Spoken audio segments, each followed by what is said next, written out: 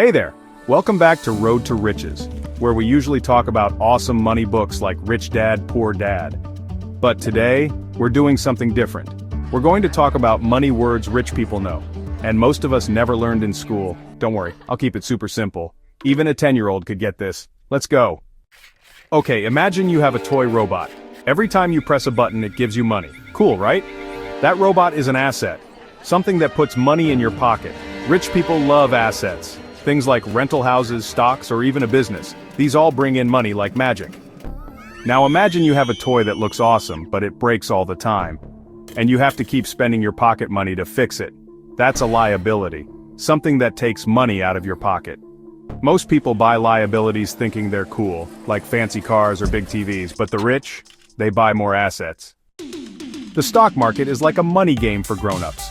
You buy tiny pieces of big companies, like owning a slice of Apple or Nike. If the company does well, your little piece becomes more valuable. The rich use the stock market to grow their money, not just save it. Now let's say you don't want to pick just one company. That's where mutual funds come in. It's like ordering a money pizza with different toppings. A little Apple, a little Google, some Coca-Cola. You don't have to choose just one. You get a mix, and someone smart manages it for you. Here's their secret recipe. They buy assets, they invest early, and they let their money grow over time. Like planting a tree and watching it turn into a money tree. They don't work harder. They make their money work for them.